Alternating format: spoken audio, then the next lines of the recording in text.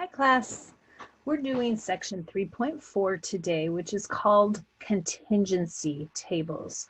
And you're going to notice some repetition, which is actually a good thing. We're going to repeat the addition rule. We're going to repeat the multiplication rule. So you can see those here. We're also going to talk about conditional probability. And then you can see looking ahead, we're going to have one big example here. And you can see I took out one of the problems because we're not able to do that one. And another big example here.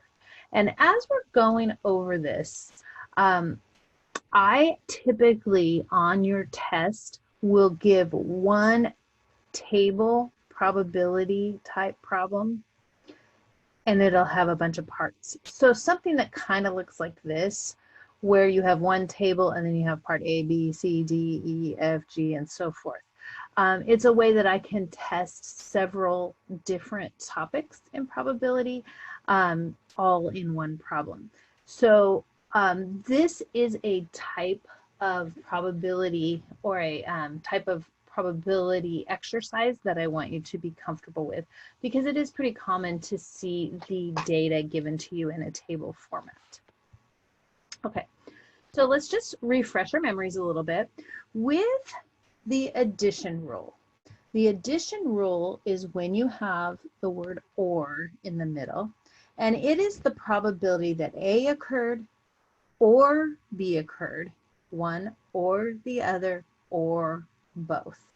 And I'm going to give you a formula. We've talked about this before, and I said we'll get to it later. Well, now it's later. Probability of A or B. What you're going to do is you're going to find the probability of A, and you're going to add to it the probability of B.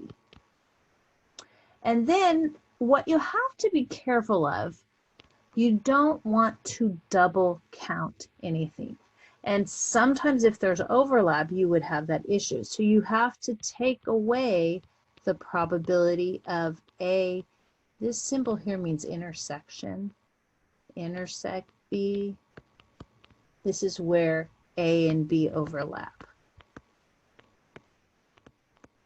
I think earlier this said A and B. It's where your overlap is. And when we do the examples, I'm going to show you that you can either use the formula or you can use this informal intuitive method. And I actually like the informal intuitive method, which kind of goes against my math background. Do you think I'd like the formula?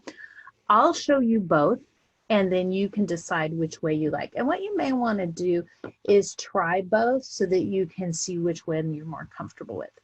And what the informal or intuitive method says is that when you have an or, you're working with addition. Find the sum, so you're adding, of the number of ways A can occur and the number of ways B can occur. And then it says, be sure to count each outcome only once.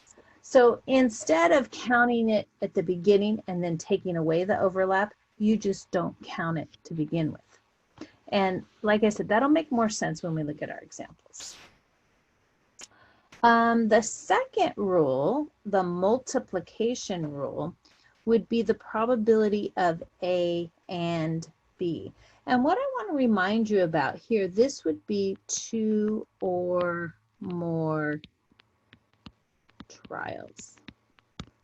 So this says A occurs in the first trial, B occurs in the second trial. And the probability of A and B is equal to the probability of A times the probability of B. And again, we want to remember, be sure to take into account the previous occurrence of A. So I'll put that here. Be sure to take into account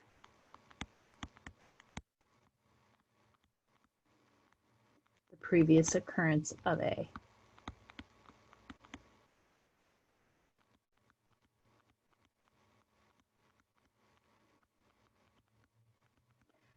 And we looked at those in the prior two sections as far as whether when you're working with the probabilities, whether they're independent or dependent events, whether you have replacement or not. And usually with these, that's not too much of a trouble. That's not too much of a problem. Sometimes what gets people is the fact that you have to have 2 or more trials. So I have a couple of examples in there to help you practice that. This third type of probability, conditional probability, that's brand new. We haven't talked about that. And this one would be the probability of B given A. See this given A part? It says, assume A already happened. So we're given that that already happened. A already happened. Then you find the probability of B. And what you're going to find on these is that the denominator will change. Your total will change. You're not going to be looking at your entire sample. You're going to restrict the sample and only look at what you're given. These tend to give students trouble. So maybe, let me get my little red out here. Maybe remind yourself here that these can be kind of tricky. The other thing on the multiplication rule, the 2 or more trials can be kind of tricky. And when we're doing the probability of B given A, the symbol looks like this. Probability of B, and it's just a line, given A. That means the same thing. Sometimes they won't use the word given. Sometimes they'll say the probability of B if you know that A happened, or assume that A occurred, what's the probability of B? So there are some different terms that you may see, and we will practice them. I'll have a little bit today, and then I have some other activities coming up. So let's look at some examples, because really that's how we're going to get better at this. Practice, practice, practice. So I'm going to make this a little bit bigger so I have a little bit more space to work with. Oops, something on my screen. A little eraser or something. There we go. When we're working with the table, one of the first things you want to do, and it's going to sound obvious, or it's going to sound like something you don't think you're going to need, go through and make sure you understand what the table is expressing. And I know with the last textbook, at least, sometimes with the online material, students would say, the examples I did in class, the table made sense, and then when they did the online ones, they were trickier. On the MyOpenMath, we'll have to see, since it's the first time I've used that. But I think it's a good habit. Look at the table, make sure you know what it's showing. And then another good thing is to total up the rows and columns.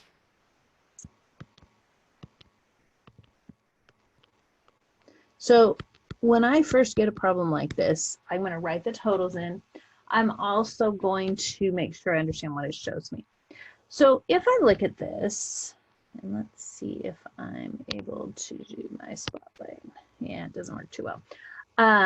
So if I take a look at this guy right here, it tells me of the men that were surveyed, 339 were non-smokers, 76 were light smokers, 66 were heavy smokers.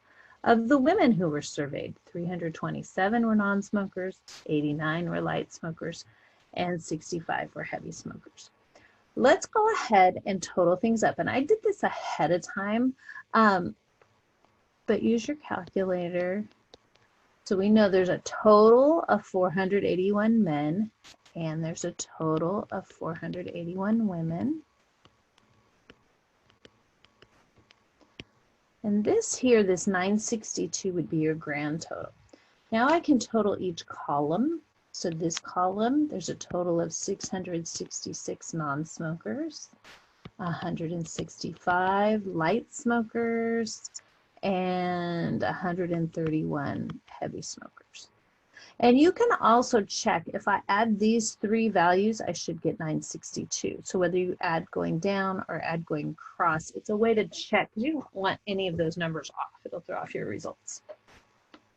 Now that we have that, what I want you to envision is that we have this big bucket or we have this big bowl and we put all these people's names in. And we're going to reach into the bowl and it says here, if you choose one person. So we're going to reach in there, we're going to grab out one person's name. We're going to find the probability, first one, find the probability that we grab a woman's name. So we look at this. There are 962. There are 962 total people or 962 total names in that bucket. How many of them are women? Looks like 481 to me. And then that would be our work. We're going to write that as a decimal. 481 divided by 962.5. Oh, I should have been able to do that in my head. Huh? Same number of men and women. So if we ask for the probability of a man, we would also have 0.5. Now we're going to start to get them a little trickier. This next one says the probability of a woman or a non-smoker. Now what I want you to think about when you look at this is I want you to think add. Or means add. And we're only choosing one person, but we want to know what's the chance that that person is a woman or a non-smoker. So it could be a woman, or it could be a non-smoker, or it could be both, a woman that is also a non-smoker. So our formula up here, remember this formula? The probability of A or B is the probability of A plus the probability of B minus the overlap. So I'll do it that way first. And then I'll show you the intuitive way. So we're going to take the probability of a woman, and then we're going to take the probability of a non-smoker, and then we have to take away where those overlapped, the non-smoking women. So we have to take away the probability of a non-smoking woman. So the probability that we choose a woman would be, we look up on our table, and again, this would be 481 out of, I'm going to squeeze it in there, 962. All the denominators are going to be the same, so the fractions will be easy to add. Probability of a non-smoker. Well, look at this column with the non-smokers. There are 666 out of 962 non-smokers. And then we have to take away the women that are non-smokers. And here's why. If we look at, and the spotlight doesn't work on this, I'm trying to get the spotlight so you can see better. If you look at the column of, or the row of the women, 327, 389, 65, that totaled up to the 481. If we look at the column of the non-smokers, 339, 327, 666, that totaled up to the 666. Well, can you see there that 327 got counted in the women and it got counted in the non-smokers? It got counted twice. So we have to take that away now. 327 out of 962.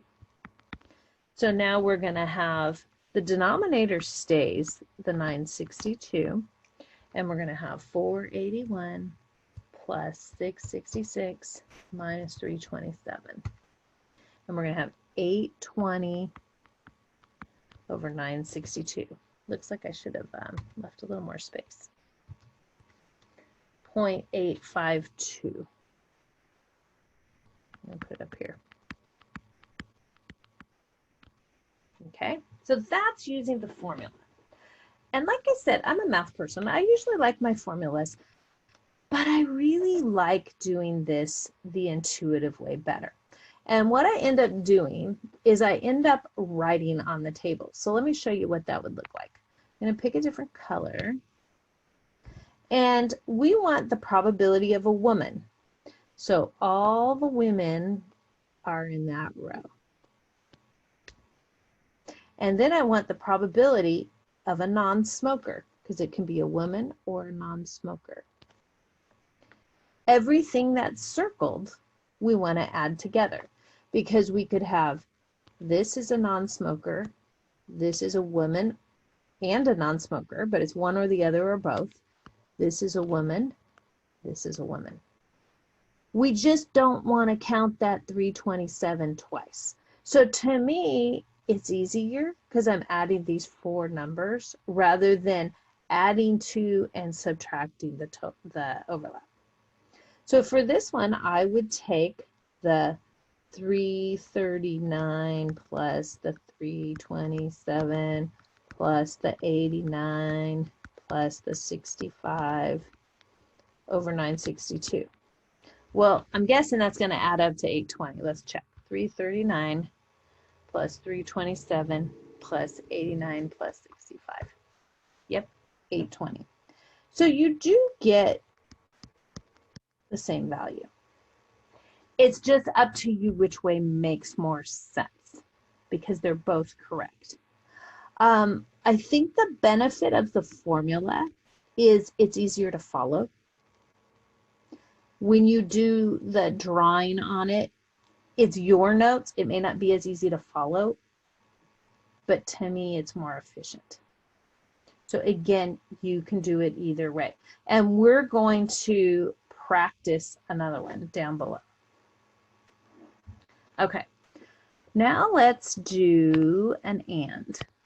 So now I'm looking at this problem right here. We want a woman and a non-smoker. Here's what typically happens. Students look at this and they say, oh, and means multiply. But I want to remind you of something. For the multiplication rule up here, it says 2 or more trials. What happens in the first trial? What happens in the second trial? If you only have one trial, we're only picking one name. We want a woman and a non-smoker for that one person. So if we go look at this, let me get, this is a lot nicer than when I do it on the board. Come on. It doesn't want to erase for some reason. Oh, I know why. Come on.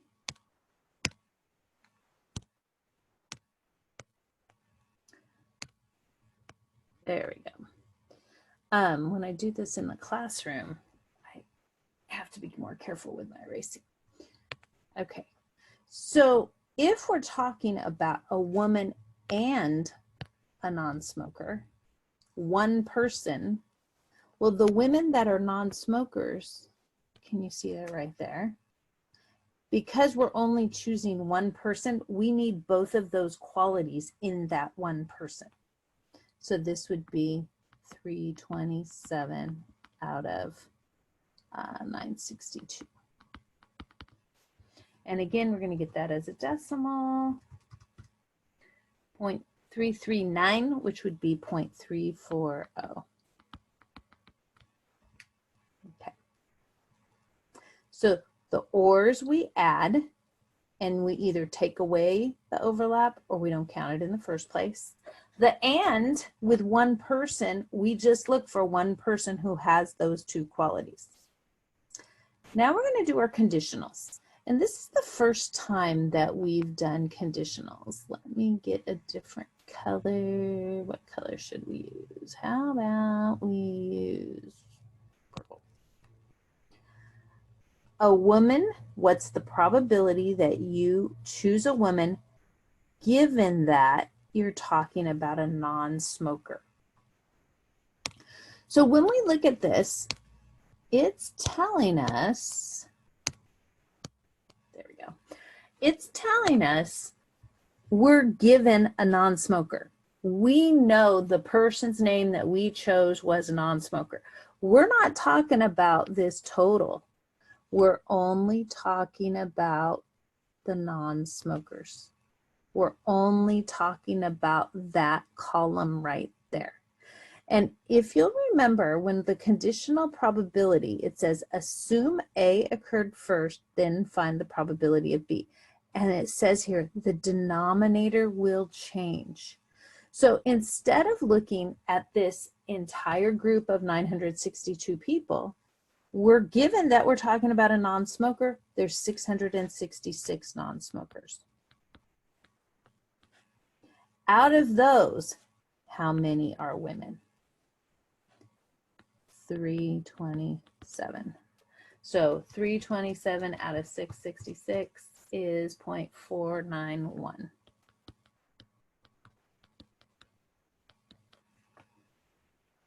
Okay, so you look at the given part first. That will restrict your sample size. We won't be talking about the whole group. We're going to be talking about a subset of that, a smaller portion. And then you find the probability out of that group. Okay, let me get that. I don't know why it doesn't want to erase here. Come on. There we go. All right, so let's do this one. The probability of a non-smoker given that you're talking about a woman. So now it says we're given a woman. So we're looking at this row right here. We're only looking at the women. We're not looking at the men. Well, we want to know what's the probability you get a non-smoker if you have a woman. So we're only looking at the 481 women. How many of those are non-smokers? 327. So this will be 327 out of 481. 0.680 when we round.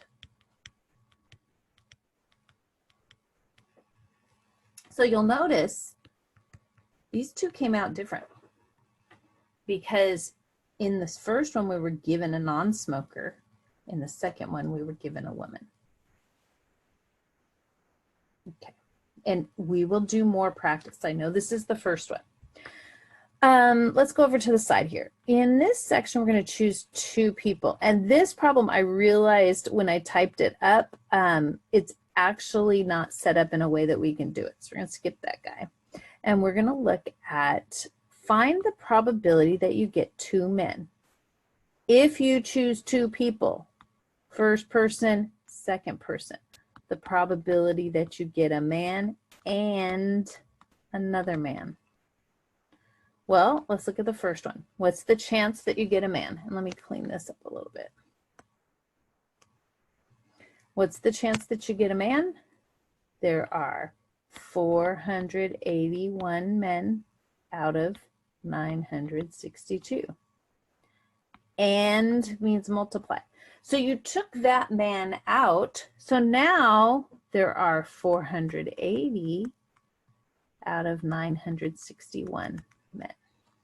And we're going to go ahead and calculate this. 481 out of 962 times 480 divided by 961.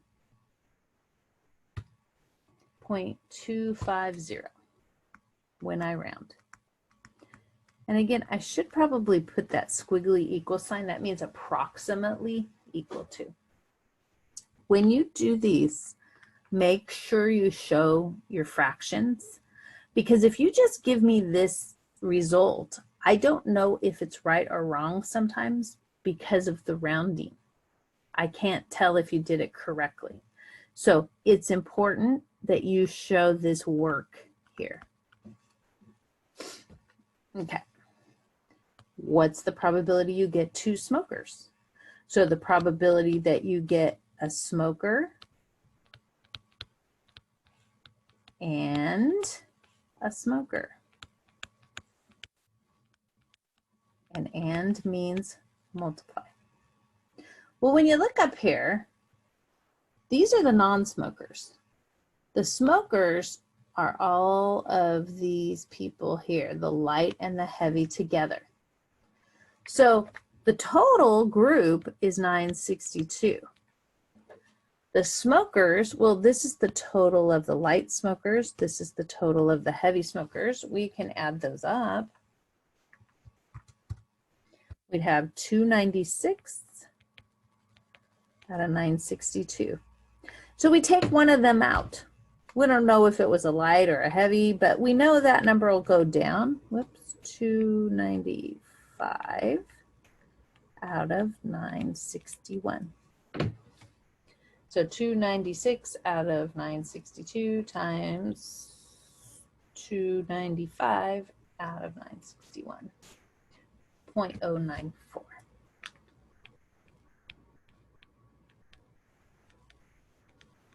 So that would be a fairly low probability, not unusual though. It's not less than 0.05. So looking at this right now, you see I have scribbled all over the place. When I do this in class live, it looks the same way because I like to write on the table. And I would encourage you to do that. I think it helps students. Sometimes students even will highlight. I haven't had a lot of luck with highlighting on here. Let me see. You can see it doesn't want to go. Yeah, that's not. That doesn't seem to want to work. So we'll just stick with the draw. Okay, so let's look at another example. And what I like about this, we have this nice, fresh table, nice and neat. And we're going to have quite a few questions here. So we might have to do some scrolling up and down, but that's okay. The Houston Astros, which my family is A's fans, so we're not really Astros fans, especially nowadays. So it says the Houston Astros can open or close the roof on their stadium. The following data summarizes a recent playing period for the Astros. Use the table to answer the following. Express your result as a decimal rounded to 3 places. And I think they're orange now, so we'll use orange. First thing, let's make sure we understand the table. So looking at the table, we've got closed roof. So when the roof was closed, how many wins did they have? How many losses did they have? When the roof was open, how many wins did they have? How many losses did they have? I would go through and put in the totals. I think that's nice to have. Sometimes it saves you some calculations down the road. I actually did it ahead of time. I think.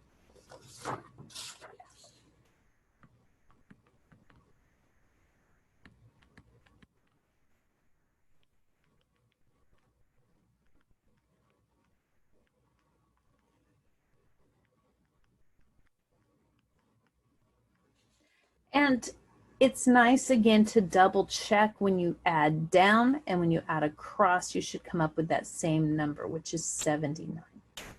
So our total is 79. So again, to oversimplify this, you have all these games in a big bowl and you're going to reach in and grab out a game. Some of them are wins, some of them are losses, some of them have the roof closed, some of them have the roof open. So the first one says if one of the games is randomly selected, find the probability that, and this one says the Astros won. So we want the number of wins out of 79. How many wins? 51. So this would be 51 out of 79, and we'd get a 0.646.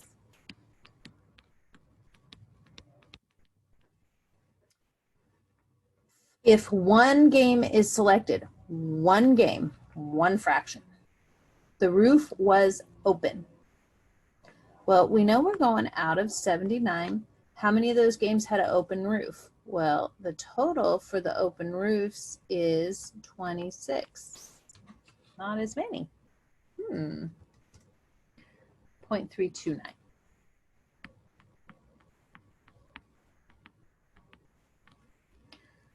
So now this one says the roof was open and. So my brain's like multiply, but we're only choosing one game. So rather than write that in there, what I would do is say, okay, I'm choosing one game. I'm going to have one fraction. I need this one game to have an open roof and a win. So the wins are here, the open roof's here. There are 15 wins with the roof open out of 79. And again, this is because it's only one trial. For the multiplication rule, you have to have 2 or more trials. 0.190. It might seem like I'm talking about this a lot. It's because students very commonly mess it up. And I see why. They say, and I need to multiply if there are 2 or more events. We're only doing one game. All right, so now we get practice with an or. So it says the Astros lost or the roof was closed. So here's what I'm going to do. I'll do the formula way first, and then I'll do the intuitive way. And what I'm going to do, just to save space, I'm going to put the total as 79. So we want the lost and the closed roof added together. So we're going to do the probability of lost plus the probability of a closed roof. And then there's going to be some overlap. We're going to take away the probability of closed, switch my letters there, of closed roof loss together. So we're going to look up here. They have 28 losses plus the roof was closed in 53 games. And then we have to take away the closed roof losses. So these 17 right here, you see that? They got counted in the closed roof and they got counted in the losses. That got counted twice, so we have to take out the 17. And we'll have 28 plus 53 minus 17. 64 out of 79. And that will be 0.810. Okay. If I were to do this using the intuitive way, okay, let me get a different color. So if I'm going to use this doing the intuitive way, it says lost or closed. So I'm going to look at the losses. They're all right here. And I'm going to, and actually I probably shouldn't do the total. Losses are there. Closed roof is there. See how that 17 got circled twice? We don't want it circled. We don't want to count it twice. Just count it once. So you could just do 36 plus 17 plus 11 out of 79. 36 plus 17 plus 11. Hey, happens to be 64 out of 79. So it's your call. You can visualize it and just don't count the 17 twice to begin with, or you can use the formula and take it away. I think the advantage of the formula is you can follow it along. The intuitive way, it's kind of happening in your brain more so, or it's happening in the circling. And the intuitive way is typed in the book that I used to use. It's not that it's a method that only I use. It's something that, okay, you can use the formula or you can use the intuitive way. Okay, let's do another or. So let me clear this off. And this one says, the roof was closed, or, so we're thinking add, the Astros won. Now, again, you can use the formula. I'm going to go to the intuitive way. The roof was closed, or the Astros won. So I want to add those three numbers together. Don't count the 36 twice. 15 plus 36 plus 17, all out of 79. 15 plus 36 plus 17 out of 79. Oops, I did 7 instead of 79. Give me a second here. 0.861.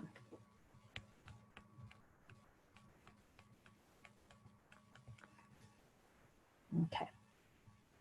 If you wanted to do it the formula way, you would do probability that the roof is closed plus the probability of a wind minus, and then what we would get in here is a roof closed wind. Those things happening at the same time.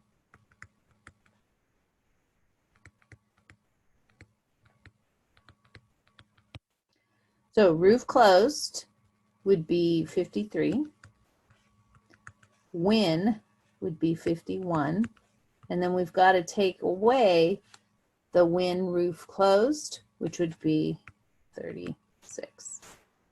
And when you do that, you should still come up with this same value. So either way, you'll get the same thing. And I know sometimes students don't necessarily like when an instructor might say you could do it this way or you could do it that way. But what I'm trying to show you is you do the way that clicks for you. Sometimes students don't like math because they feel like there's only one right way, and there isn't only one right way. You have some other options. So you take the way that makes the most sense to you. And it may be different than the person sitting next to you or the person sitting across Zoom from you. Okay, we have 2 conditionals here. And we're going to have to kind of scroll up on this one. Scroll up and scroll down. It says find the probability that the Astros won given that the roof was open. So this is saying that the probability that they won given there was an open roof. So when you have the given, you look at the given part first. So we're not looking at all 79 games. We're only looking at the open roof games. So if I look at the open roof games, I'm just looking at this row right here.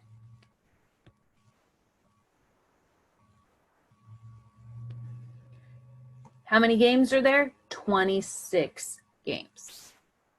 So the Astros, it says, given that the roof was open, there are 26 open roof games. Out of those 26 games, how many were wins? Well, out of those 26 games, it looks like 15 of them were wins.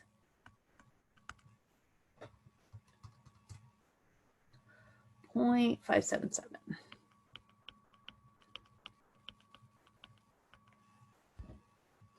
Okay, now we're going to switch around the order. The probability that the roof was open given that they won. So we switched it around.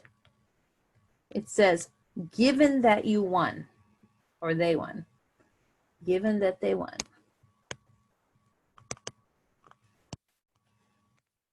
So if they won, we're talking about that column right there. We're restricting our sample. Instead of 79, we're going to have 51. So given that they won, what was the chance, what was the probability that the roof was open? 15 out of 51. 15 out of 51 equals 0.294. Okay. And I had my kids played baseball, and I will tell you right now, there are a lot of superstitions in baseball. So I am willing to bet that that is something that this team takes a look at. All the different things, but is the roof being open or closed impacting the play? Obviously many variables can do that. Okay, we're going to have to scroll up on this one in just a second. But now we're talking about 2 games. So here's what I want you to think about. 1, 2. This is happening and this is happening. 1, 2. 1, 2.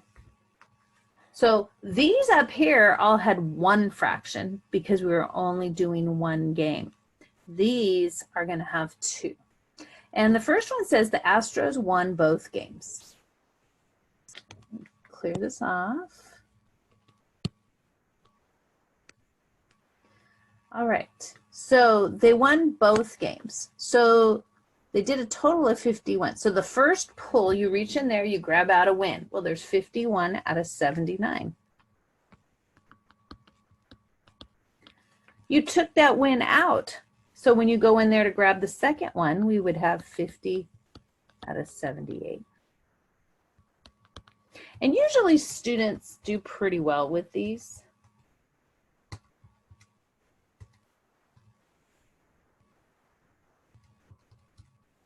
.414. And again, this is your work. I want to see this work. This is your result, and it's random. The Astros lost both games. Well, how many losses did they have? 28 losses out of 79 games. So they lost the first one, 28 losses out of 79 games, and they lost the second one. 28 out of 79 times 27 out of 78, 0.123.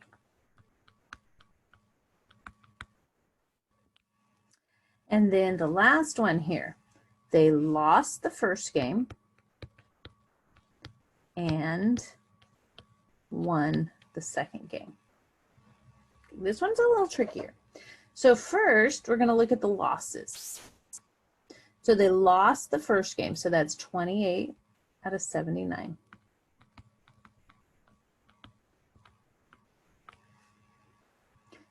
You took out that game. So now there's 78 of them.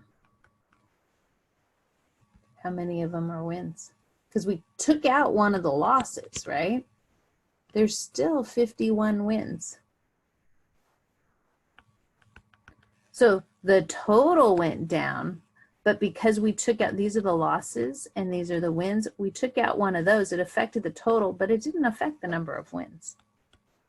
So this would be 28 out of 79 times 51 out of 78. 0.232.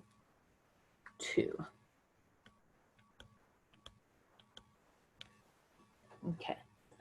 So this page right here, this is a good example to look at as you're doing the problems. This one as well. Again, I can't stress to you enough, take your time at the beginning of the problem. Because you think about it, when you do these problems, you're writing down a fraction typically, and then you're converting that fraction to a decimal by dividing. So there's not a lot of work to show. So you want to be really careful that you understand what it's asking before you jump into solving it. So again, something like this, very common to see. It's typically the very first problem on your test, and sometimes it's worth like 30 points. Maybe not 30 this time, but it's worth quite a few points. So you want to get comfortable with this. It's also something that I typically put on the final from probability, making sure that you understand the ands and the ors and the conditionals. This also has replacement and non-replacement in there, understanding dependent and independent events. So there's a lot that comes together for these. Okay, so you're all set to work ahead on your MyOpen Math. And then after this, we're going to be moving forward to chapter 4. So chapter 3, the probability can be a little more challenging. As we go into chapter 4, I think you might find it's a little more straightforward. It's a little easier for students usually. Okay, have a good rest of your day.